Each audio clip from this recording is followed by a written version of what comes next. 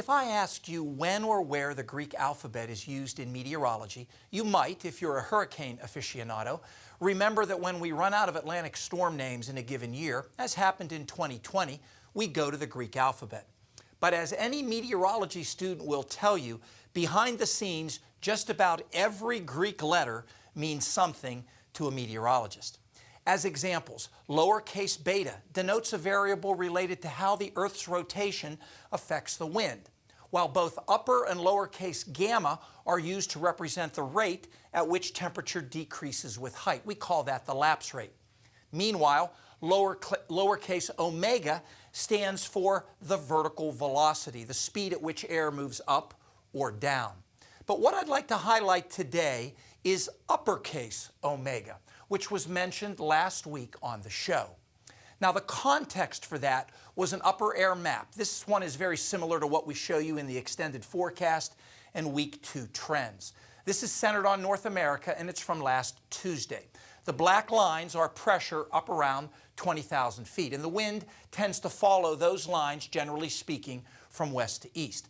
The brownish areas highlight where the lines bulge far to the north. Those are ridges, elongated zones of high pressure. And I want to focus on this ridge in western North America.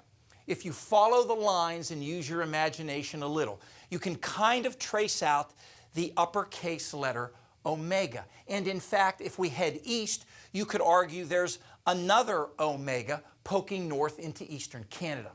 On each side of those omegas, the blues here are unusually deep areas of upper air low pressure. And this type of pattern tends to be very persistent and bring extremes. If you're under the omega itself, it's typically sunny, dry, and unusually warm. In fact, early season wildfires broke out in Alberta, Canada last week, while Hay River in the Northwest Territories at the same latitude as Anchorage, Alaska, hit 88, 35 degrees above average.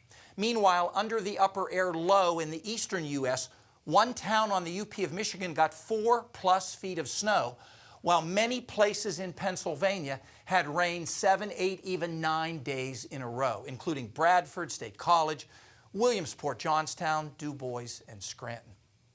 The omega block is just one type of blocking high. A meteorologist named Daniel Rex published a paper on the subject in 1950. In fact, you'll sometimes hear blocking highs called Rex blocks. Rex listed several criteria for a pattern to qualify as a block. First, the fast core of westerly winds has to split into 2 distinct branches, and each branch has to contain an appreciable flow of air. There has to be a sharp transition from a general west to east flow to a more south to north flow. And this kind of pattern has to persist for at least 10 days. The concept of blocking is so important to forecasting that the National Weather Service has a website for tracking blocking in the Northern Hemisphere. And I suspect that blocking will play at least some role in the extended forecast. Stay tuned for those details.